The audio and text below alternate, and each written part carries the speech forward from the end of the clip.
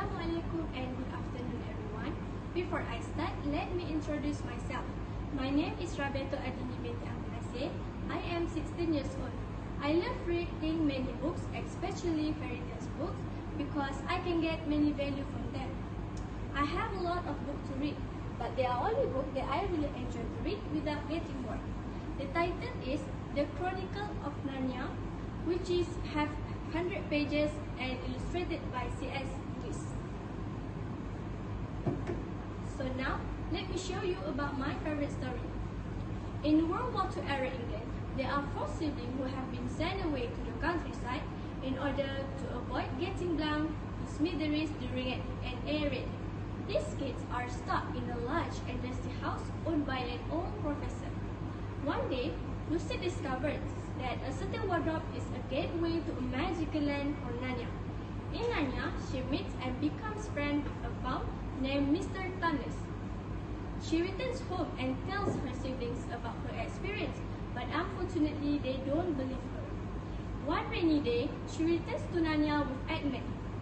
While she goes to visit Mr. Tumnus, Edmund left alone and discovered by White Witch. She bewitches him with delicious food and convinces him to bring his siblings to her.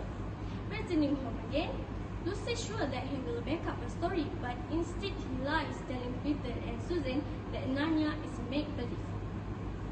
Sometime later, a robin leads them to a couple of beaver named Mr. Beaver and Mrs. Beaver. They tell them about the White Witch will be destroyed when 4 humans bring seats in the thrones. When the beaver are explaining, Edmund sneaks away and goes to the White Witch house.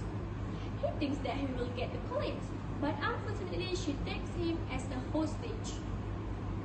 Meanwhile, the beavers and his siblings have escaped and they head toward to the stone table.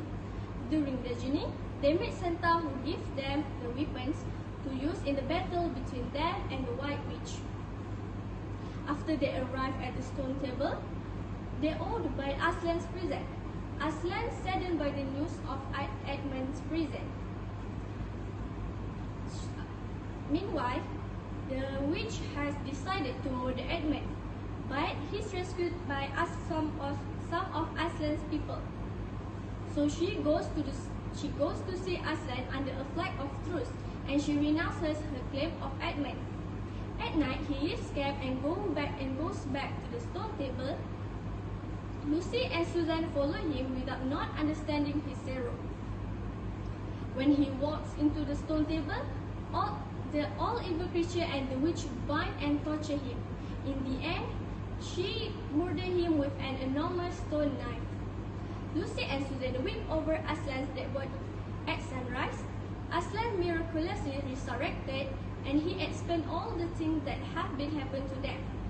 After that, they all rush over to White Witch house and free her captives.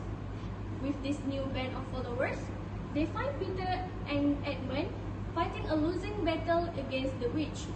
At the end, Aslan still success to kill the witch. So everyone goes to the Cape Aravel, where they are crowned as a king and queens. There, they reign for many years, and Narnia prosper until one day they find a lamppost in the woods, and when they go further in the woods, they find themselves back into the wardrobe. Luckily, they get to chatting the professor who visited Narnia once upon a time. So moral of the story is, we have to believe each other to avoid from fighting about something that can destroy us, and do not fight for power, because power can make people become greedy. So that's all from me. I'm sorry if I make a mistake, and I wish you will enjoy this story. Thank you.